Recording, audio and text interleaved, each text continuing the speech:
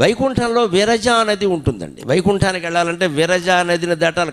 ఆలోచించండి, పురాణాలన్నీ ప్రతీకాత్మకం.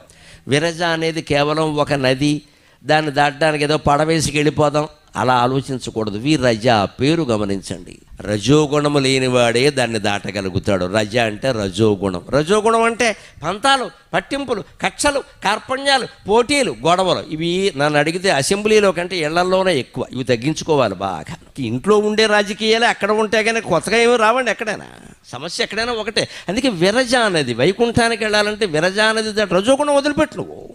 ఎందుకంటే విష్ణుమూర్తి సత్వగుణం, పరమసత్వగుణం ఉంటేనే వైకుంఠానికి వెళ్ళగలడు. అంచేది విరజ అనేది ఎంత గొప్ప మాట అండి అది. రజోగుణం విగత రజ. రజోగుణం విగతమైతే అంటే మనం ఈ కక్షలు, కార్పణ్యాలు, పంతాలు, పట్టిములు పోన్లే నువ్వే తీసుకో, ఎందుకు వచ్చింది ఇది, అయిపోయా, ఏమైంది, పని జరగడం కదా కావాలి.